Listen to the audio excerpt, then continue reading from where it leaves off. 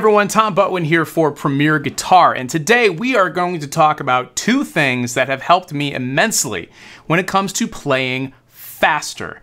Before we get into the lesson today, I want to make sure that you have subscribed to the Premier Guitar YouTube channel so you don't miss anything in the future. Now, if you are a shredder who can just fly across the fretboard, this video is not for you. But for the rest of us who want to increase our ability to play fast, these are some building blocks that have really helped me on my journey to picking notes as fast as I possibly can. The first thing that I want to talk about that I've noticed in my own playing is how I'm moving the pick and how that's hindering me from playing faster. What I mean by that is this. I started to watch some video of myself or just playing into a mirror, and I noticed that most of the motion moving my pick was coming from my thumb and first finger. So I was doing a lot of things like that, which you can play reasonably quickly, but it's definitely not fast. And if you move your pick like that with all that finger movement, you're gonna find out that there's a wall that you're going to hit pretty quickly as far as speed goes. Now, of course, there are some players out there who can do it and play really quickly and very fast. But what I noticed is a lot of the players that I am starting to become very interested in and how they can play all these very fast lines where every note is picked. There's no legato happening in your left hand where you're hammering things, and it's every note is so cleanly picked and so fast, and it looks so effortless. What most of these players are doing in some way, shape, or form is they're not moving their pick with their fingers. What's happening is that there's a lot of wrist action. Relying more on your wrist to move the pick is where your speed can start to develop. So the process or the technique that I found to prevent myself from doing what I normally do, which is not helping me, is I am making more of like a fist almost, and then bringing the pick in between my thumb and first finger that way. So now I can't move the pick that way even if I want to. I have to rely on this type of a movement.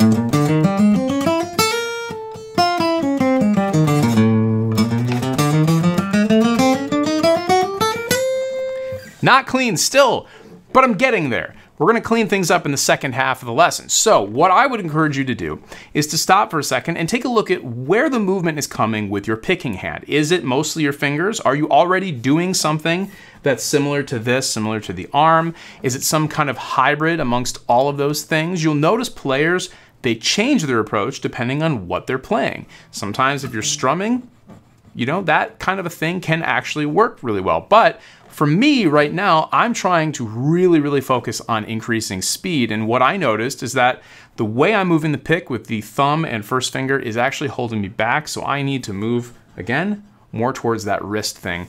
What do you notice about your own playing and what has worked for you? Maybe who are some players that you think I or anybody in the comments should check out? Drop them in below and let me know what you think. So the next portion is going to be something called alternate picking. Now, you probably already know what alternate picking is. If you don't, the name is pretty self-explanatory.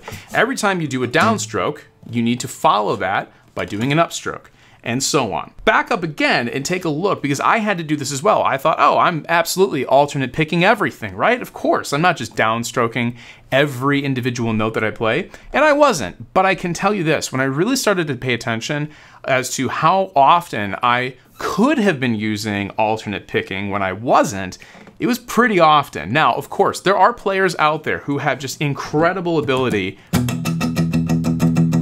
to play everything in a downstroke. I'm not one of those players. It has a really cool effect. It is a really cool style, and if you can do it like some players can, it's amazing. It's really impressive.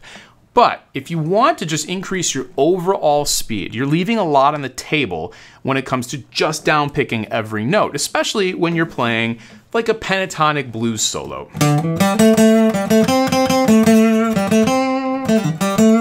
It's even hard for me sometimes to do all downstrokes because I am trying to incorporate more alternate picking into my playing. So if you're one of those types of players that really relies heavily on the downstroke, stop for a second and try this out. we're gonna do some very simple exercises, first with no metronome, but then we'll incorporate a metronome, and I'm even going to play you the metronome into the video here. So when I say grab your guitar, I really do mean that. Go grab your guitar, because I'm gonna give you the opportunity to test this out within this video without having to pull up a metronome app or anything like that. We're gonna do it right here, live in this video, sort of live, recorded. First exercise is this. Pick a note, any note. I'm going to do A on the D string at the 7th fret. Remember those mechanics we talked about from the beginning of the video. Apply your new, or maybe your already existing, efficient movement of your wrist or arm or elbow, and start to go down, up, down, up, down, up on that one note.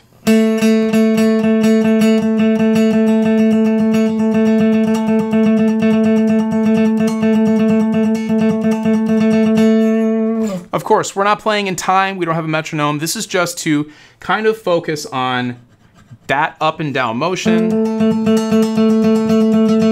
and really understanding you have to alternate on every pick stroke. Now, the next thing is going to be add another note. Now, I'm on this A, and we'll just keep that there. I'll play with my first finger now. I'm just gonna add the next fret.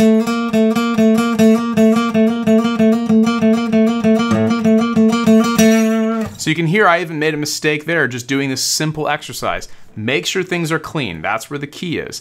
The next portion of this is going to be moving across the strings, both from the thicker strings to the thinner strings, higher strings, and then back down to the low strings.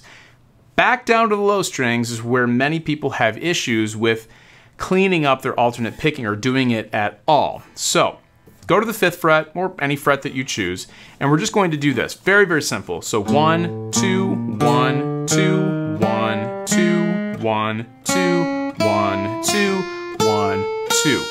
Okay, and then we're gonna do the reverse of that all the way down. We're gonna incorporate the metronome in just a second, but try it free form, try to be in time as much as you can. Try free form for right now though, just get used to it.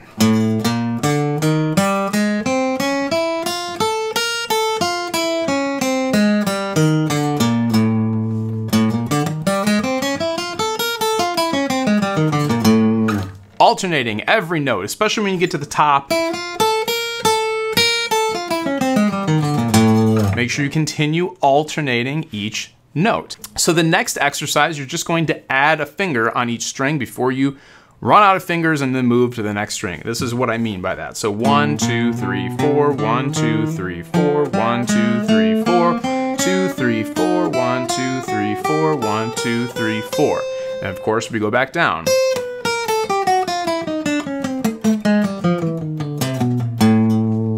Not the cleanest thing in the world, that's why we're working on it. So now we're gonna grab a metronome, and I'm gonna start at 100 beats per minute.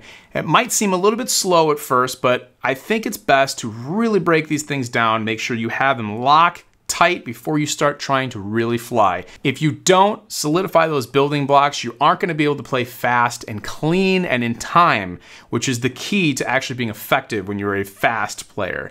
So again, 100 beats per minute. I'm going to try that last exercise and see how it goes.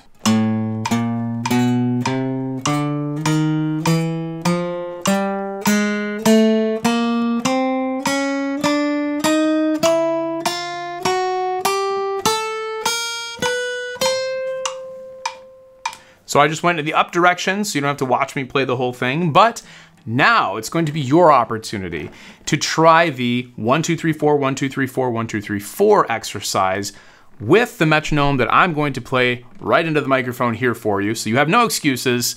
Let's try it. Here we go. You won't make it through the whole exercise. That's okay. You can practice that on your own, but give it a try and see how this feels.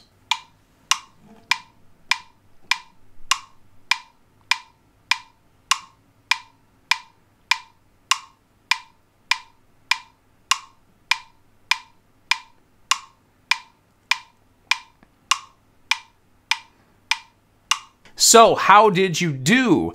My guess is that you either just crushed it and you were locked tight and you said, you know what, I'm ready to go from 100 beats per minute to 120, no problem, let's do this. Or if you're like me, you might have said, okay, even if I played that right, I really need to lock in at 100 and then 105, maybe 115, and just slowly step up before I really go crazy and just resist the urge to play very fast and sloppily at first. build the blocks, because that is what's going to allow you to really play fast and clean in the future. So one more time, let's try this with the metronome. See how we do.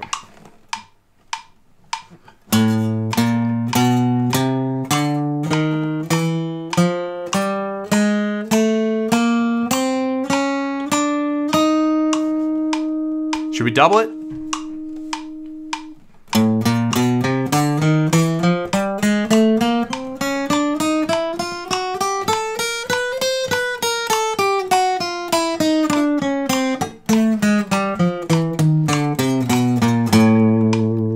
There you go, keeping it real in this lesson. Obviously, there's many more aspects to playing fast, but for me, and I think for a lot of people, these two building blocks are a great part of a foundation to becoming a faster player. Of course, if you have a technique or method or practice routine that has helped you really build up your speed, drop it in the comments below. We can all benefit from it, I'm sure. These two things have benefited me, but I'm sure there are many, many other options out there, and we'd love to hear from you. Once again, my name is Tom Butwin here for Premier Guitar. Please subscribe, like, and of course, like I said, comment, and I will see you in the next video.